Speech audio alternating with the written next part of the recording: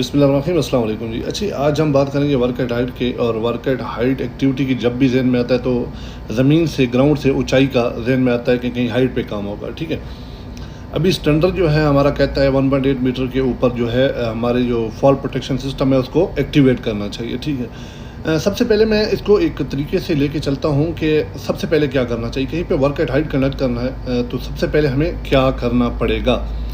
Work at height conduct करने से पहले सबसे पहले होती है रिस्क असेसमेंट कंडक्ट। ठीक है, उस एक्टिविटी की रिस्क असेसमेंट लाजमी कंडक्ट करनी चाहिए कि वहाँ पे क्या क्या रिस्क एसोसिएटेड हैं उस एक्टिविटी के। फिर उस हम रिस्क असेसमेंट में उसकी माइटिगेशन भी देते हैं। ठीक है, उसके बाद हमारा परमिट सिस्टम। जब हमें परमिशन मिलती है, जब हम परमिट लेते हैं तो साथ हमारी जो मेथड स्टेटमेंट और रिस्क असेसमेंट अटैच होनी चाहिए, और चेक लिस्ट भी, एरिया की जो है इंस्पेक्शन चेक लिस्ट भी अटैच कर देंगे। ठीक है, साथ रख लेंगे। उसके बाद हमें देखना है कि जो वर्कर जा रहे हैं वो ट्रेंड हैं, उनके पास वर्क ट्रेनिंग है, वो फिटनेस सर्टिफिकेट उनके पास है, तो फिर हम उनको अलाउ करेंगे। कम्पिटेंट और स्किल्ड वर्कर ही जाने चाहिए।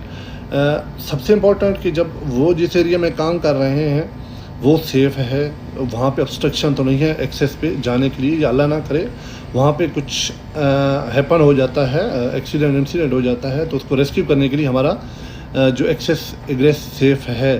ठीक है, उसके बाद हम देखेंगे कि जहाँ पे हम काम करने जा रहे हैं वहाँ पे हमारा वर्किंग प्लेटफॉर्म सेफ़ है। ठीक है, अगर स्कैफोल्डिंग है तो इंस्पेक्टेड है, या लेटर पे काम कर रहे हैं, या किसी इक्विपमेंट जैसे चेरी पिकर वगैरह पे जाके काम करें, वो भी वर्क एट हाइट ही होता है, तो उसकी इंस्पेक्शन चेकलिस्ट कंप्लीट करनी चाहिए। और स्कैफोल्डिंग है तो उसका टैग देख लेना चाहिए कि ग्रीन टैग पे हम जा रहे हैं, काम कर रहे हैं। ठीक है जी।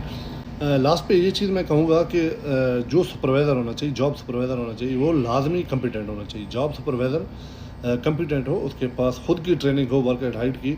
इस तरह ना वो जो सुपरवाइज़र अनट्रेंड है तो वो उसको मिसगाइड करेगा वर्कर को। लाजमी बात है कि जो एक्टिविटी को सुपरवाइज कर रहा है वो भी कम्पिटेंट होना चाहिए।